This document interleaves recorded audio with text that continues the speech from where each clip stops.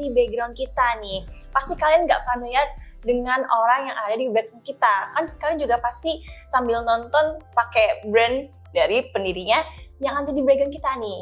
Nah, hari ini kita akan membahas tentang Steve Jobs. Nah, kita akan menyelami nih perjalanan Steve Jobs yang bukan dari sebagai ikon teknologi semata, tapi sebagai entrepreneur yang membangun bisnis dari visi dan juga nilai yang sangat personal.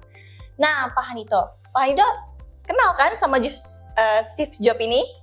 Iya, saya termasuk salah satu orang yang merespek gitu ya sama Steve Jobs karena perjalanan hidupnya luar biasa gitu ya. Bagaimana dia memulai bisnisnya, kemudian dia mundur tepatnya ditendang dari perusahaan gitu kan, Apple ya. Nah, kemudian dia dibutuhkan kembali untuk masuk kembali, dan ketika masuk kembali dia bisa membuat Apple bangkit kembali. Ya sayang kemudian ya, tapi itu kehendak Tuhan, meninggal dia ya karena sakit ya. Jadi ini perjalanan yang menurut saya seseorang yang bisa memberi inspirasi kepada kita. Dan menariknya Steve Jobs itu tidak bermimpi membuat komputer sebenarnya dari awalnya. Ia bermimpi tentang membebaskan manusia dari mesin yang rumit, komputer seperti. Dan ia ingin teknologi terasa dekat, indah, dan manusiawi. Ya kalau kita ingat Steve Jobs kan lahirnya ya sekitar 1955 ya. Dibesarkan dengan rasa ingin tahu besar, tapi tidak cocok dengan sistem yang formal. Ia drop out dari kuliah, mengikuti kelas kaligrafi hanya karena tertarik pada keindahan huruf. Ini luar biasa ini ya. Nah, saat itu mimpinya terdengar tidak praktis, menggabungkan teknologi dengan seni. Kalau sekarang kita udah saya udah buat nyanyi sama AI digabungin biasa kan gitu ya. Iya, udah jadi satu semuanya ya. jadi satu. Iya, tapi betul. saat itu masih sebuah mimpi waktu itu. Tapi kelihatannya kesannya nggak relevan ya Pak dengan apa yang dilakukan Steve Jobs saat itu?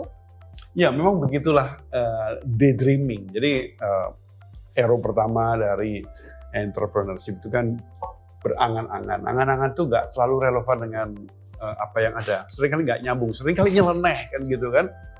Memang Steve Jobs relatif tidak relevan secara linier saat itu dan sepanjang hidupnya sebenarnya. Tapi justru disitulah daydreaming bekerja, mimpi yang belum dimengerti orang lain. Nah, Pak Hanito, gimana nih mimpi yang awalnya abstrak itu bisa dibumikan atau direalisasikan secara nyata nih Pak? Ya, Jobs melihat satu masalah besar di era 70-an ya. Komputer hanya bisa digunakan oleh institusi besar dan orang teknis. Opportunity grounding-nya sederhana tapi tajam. Bagaimana jika komputer bisa dipakai oleh individu biasa? Nah, kemudian dia bersama Steve Wozniak yang mendirikan Apple pada tahun 76-an di sebuah garasi kecil. Apple I dan Apple II bukan komputer yang canggih, tapi komputer yang bisa dipakai oleh orang awam. Itu bukan inovasi teknologi sebenarnya, tapi inovasi cara hidup gitu. Saya masih ingat waktu zaman-zaman itu tahun 70-an itu ya, saya masih ada di SMA ya. Tapi begitu saya masuk kuliah di IPB tahun 82, 83 saya masuk ke jurusan teknologi industri pertanian. Saya dapat kesempatan untuk menjadi ketua Computer Science Club. Kalau mau dicocok-cocokin mirip-mirip sama Steve Jobs, karena saya sebenarnya nggak ngerti komputer waktu itu, tapi diminta untuk jadi ketua Computer Science Club kan gitu kan. Nah akhirnya ya terpaksa belajar, ya rada-rada bisa lah, ahli sih enggak gitu. Nah hal-hal beginilah saya rasa seringkali yang juga mendasari lahirnya terobosan-terobosan baru di bisnis. Ya, berarti emang awalnya bukan nggak bisa, tapi belum bisa ya Pak. Tapi dari situ malah jadi potensi besar nih. Nah, kira-kira nih Pak, apa sih yang membedakan antara bisnisnya si Steve Jobs dari perusahaan teknologi lain nih? Iya, Jobs tidak menjual spesifikasi memang. Ia menjual pengalaman. Sejak awal, Apple itu dibangun dengan keyakinan bahwa desain itu penting, kemudahan itu penting, emosi pengguna itu penting. Model bisnis Apple bukan sekadar menjual hardware, tapi membangun ekosistem produk yang saling terhubung.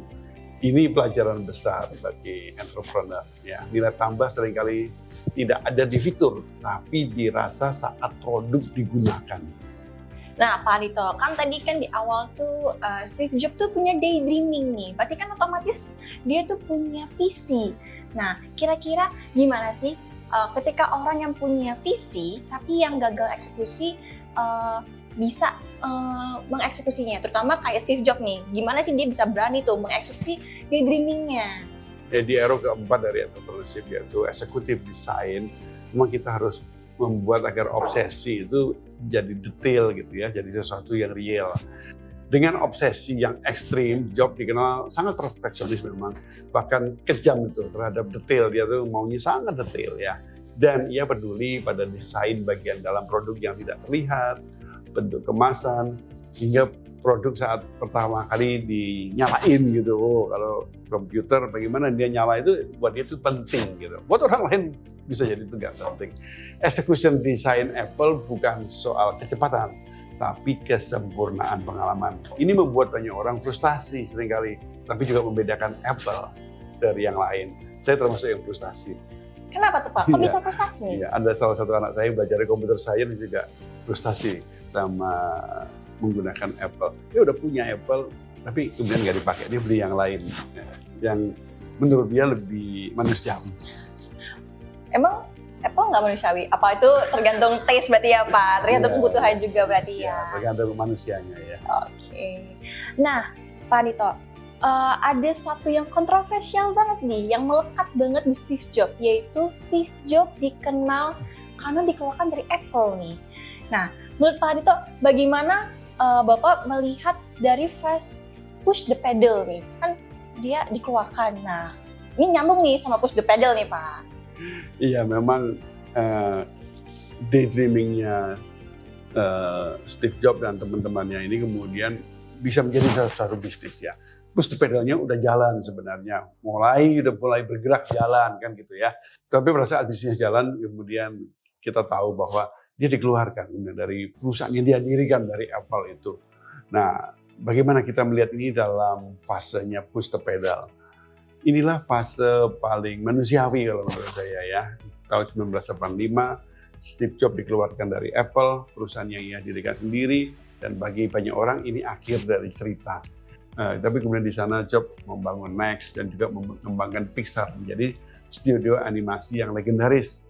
Push the pedal Jobs bukan soal mempercepat Apple, tapi tetap berjalan meski kehilangan segalanya.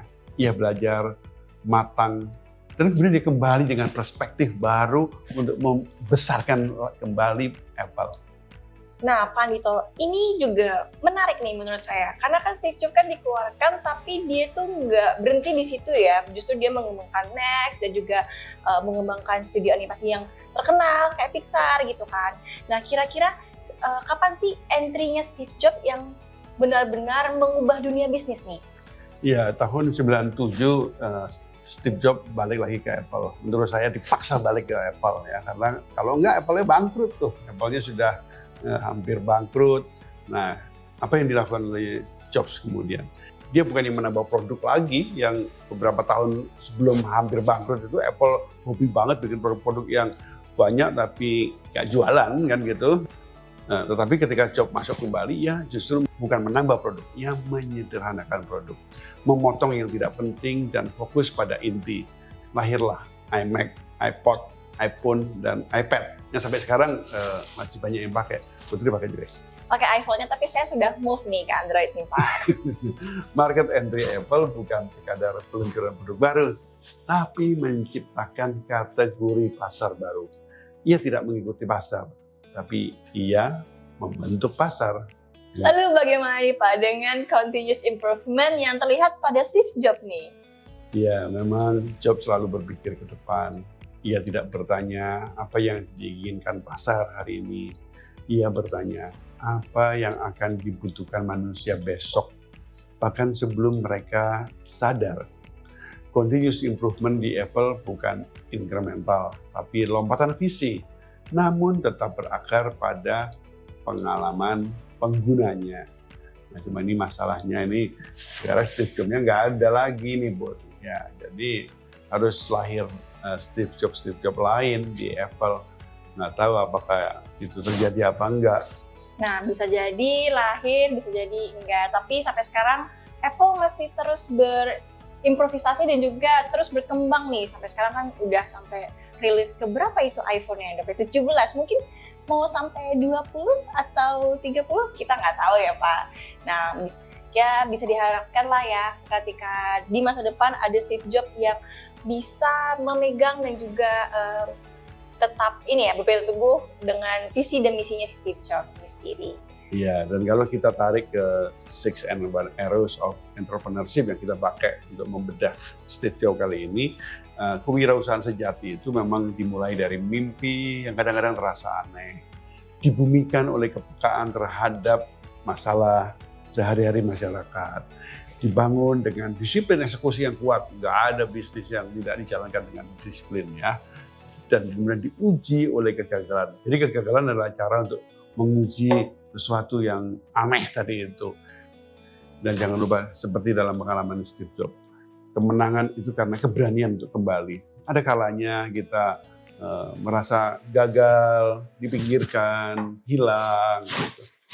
Tapi pada titik seperti itu, seperti Steve Jobs pernah lakukan, harus berani untuk kembali dan menang. So, morning people, jangan takut jika mimpi kita itu belum dimengerti oleh siapapun, selama mimpi itu jujur dan juga bermakna. So, this is Morning Entrepreneurship. Sampai jumpa di episode berikutnya. RBX, the voice of innovation.